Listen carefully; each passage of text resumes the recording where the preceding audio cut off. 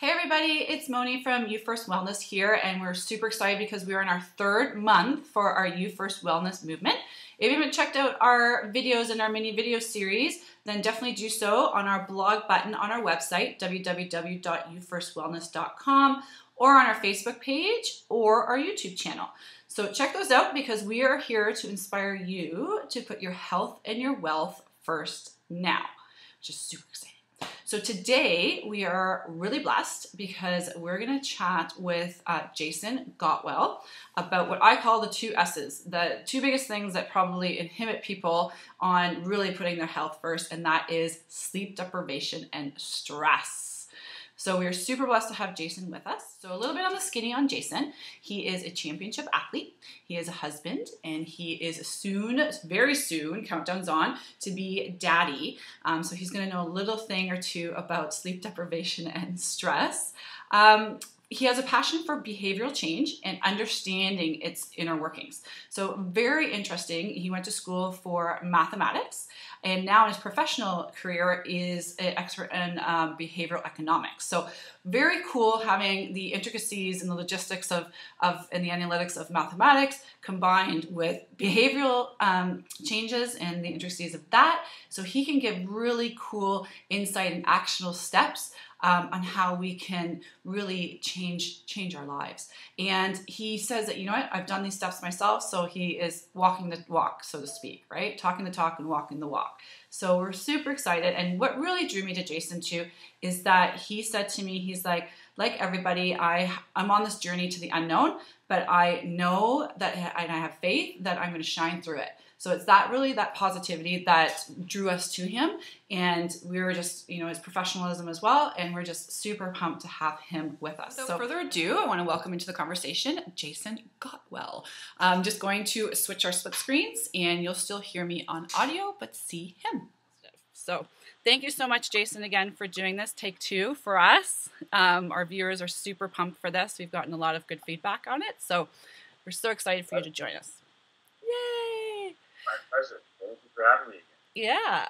So when we talked before, we were talking about the reality of people today in today's society. When you go down the street and you say, hey, Bob, how's it going? 90% of the time, people are going to say, oh, I'm super stressed. I'm tired. I'm super busy. So it's such a big deal in today's society for people and such a big inhibitor for them to put really their true health first. So if you can sort of just talk about a little bit about what the realities are today about people living with stress and sleep deprivation, and some really actionable tips that our viewers could probably implement now, today, and moving forward to help alleviate stress and sleep deprivation. Yeah, I'd be happy to do that. And like you said, a lot of us are stressed. It's not something you can avoid. Stress, for instance, is something, it's a response. To keep it simple, it's a response to any type of stimuli in our lives, and it could be a good response or it could be a negative response, and it depends what we do with it and our perception of what that stimuli is or what that deadline or project is or whatever it is in our life. But basically, just for the viewers out there, if you don't know, when you are stressed, you have a stress response. There's basically chemicals that are released to your blood that strength and energy, but a lot of the time the stress that we're feeling is perhaps, let's say, at work or with something maybe emotional that we're thinking about the future or whatever it might be, and there's no outlet for that energy and that strength that our body gets, that fight or flight you might have heard, the survival mechanism. Often it sits there in our bodies and our systems, and it starts to cause negative effects on our health. Mm-hmm.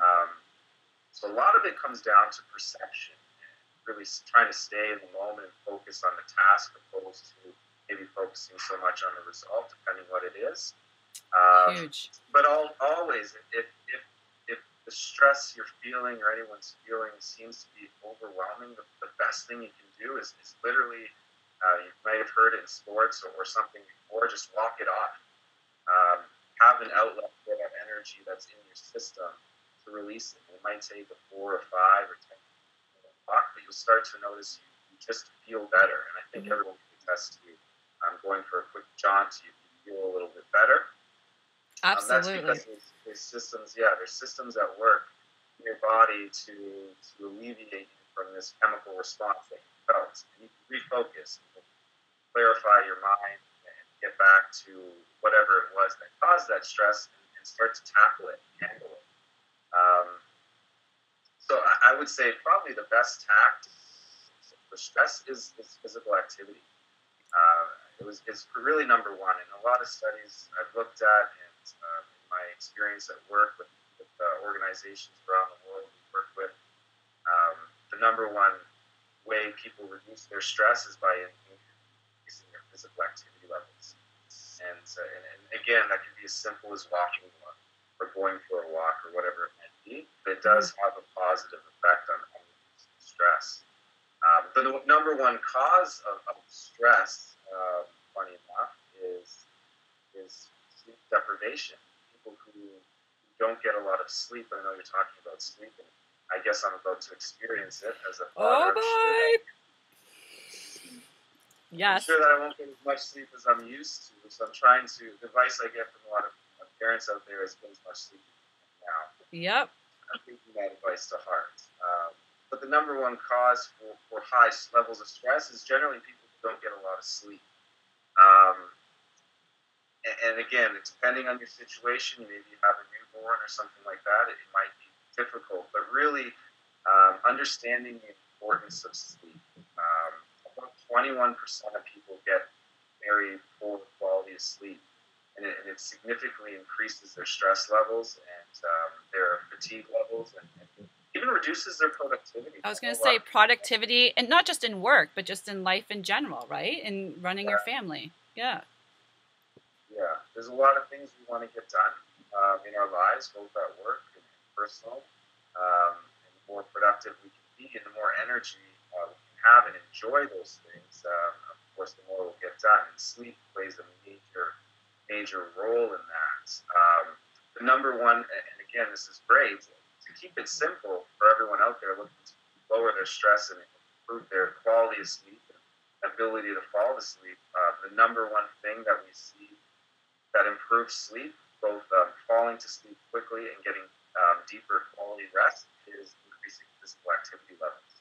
It's really the number one thing everyone should do. And again, please don't confuse physical activity levels with needing to go to the gym and or go sprints or go for a long run or something that maybe you don't want to do. It's about movement and just more of it. Yeah. Doing things you enjoy to do. But it's so very important for our health. And number two thing, and being aware. So there's a lot of great devices out there, like your even free apps on your phone, Fitbits, and things like that track physical activity levels and steps. Tracking is a huge start. That awareness piece for physical activity, let's say, is big. It keeps you on track towards goals and setting goals. Right. And accomplishing goals, which give people even more motivation, right? Exactly. Yeah. Exactly. So there are, on the topic of sleep, just a couple other things that will help people improve their sleep is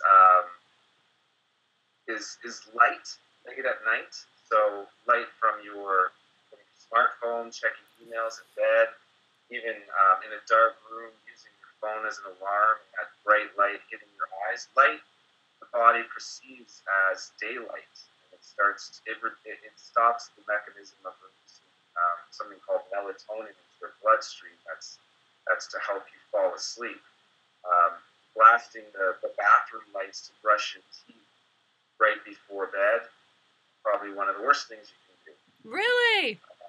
Yeah, so reducing light about half an hour, at least to an hour before you go to sleep, will help your body start to release the systems that are ready for bed. Your body will start to recognize that, hey, it's nighttime, it's dark, it's time to sleep.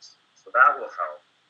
And also, eating late at night. A lot of us, myself included, have some cravings late at night. Generally, they might be something like grains or breads or cereals for whatever reason. But that's probably the worst thing you can eat. Eating late at night affects your sleep. Your body's supposed to be resting and not digesting while you're trying to sleep. Right. So lightening up your last meal at least a couple hours before bed will definitely help people fall asleep quicker and get deeper quality rest. One trick that I always use, or I'm trying to use, I'm getting into the practice of it, I should say, is brushing my teeth about an hour before bed. That way I know I'm not going to eat anything. My mouth is all clean, fresh, and you don't want to you don't want to eat anything. Maybe just drink some water, and then I don't have to worry about going into the bathroom and throwing the lights on right before I go to bed. So that keeps my world darker for the hour before sleep. A little trick there. And then, of course, reducing caffeine. We're in a coffee culture, tea culture. Having your last drink, a caffeinated beverage, at least about 7 hours before you plan to go to bed. 7 hours. That's a good tip. Yeah, 7 hours, 6, 7 hours. I'd say 7 to be safe, because again, it will affect your sleep. So those are three tips that people can do right now. Very simple to reduce their, increase their quality of sleep. Mm-hmm. And again, number one would be physically active. Be physical active. Just move. Physically active. Yeah, just move. Simple. Just move. Move more. Find opportunities in your day. Take the stairs instead of the elevator. Park further from your building at work. Get off, if you take public transit, get off the bus a couple stops early, or streetcar, or subway station, whatever it might be. Take that extra 10 minutes to walk there and back, and make a huge difference. Reducing stress and improving your quality of sleep. Yeah. So really, the tips and the advice is pretty simple, and I'm pretty sure that some people have heard it before, but people need to take the reality of taking the steps to do it, right? Absolutely. Not reinventing the wheel. It's the simple things. And I guess as humans, we like to bring complexity to anything, right? Yep. Maybe simplicity is boring. I don't know. But when it comes to your health, keep it simple. Move. Keep awareness. Keep a food journal. I mean, there's things called nutritional stress. So if you're overeating or eating a lot of high sugar foods or complex carbs, it's going to add stress to your body and systems. So something as simple as starting to write down what you will change the way you eat. I think we all have pretty strong common sense on what is good and what isn't. There's a lot of great information on the internet to look into.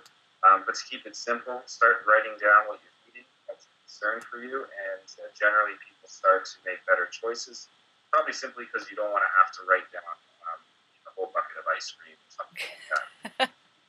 or whatever it might be, is important. And then the one last thing I started practicing since we last talked, Monica, was introducing a kind of a mantra that helps me in stressful situations or high pressure situations where I have a deadline to meet and it's almost overwhelming with the amount of work I need to get done in a short period of time. It's just, for me, I just say step by step in my head, but it could be anything for anyone. And just to focus on the task at hand as opposed to focusing on the results. Because a lot of the times, great and big and BHAG goals that we have become overwhelming, especially when you have 9 or 10 things, processes to go through before you can achieve those goals.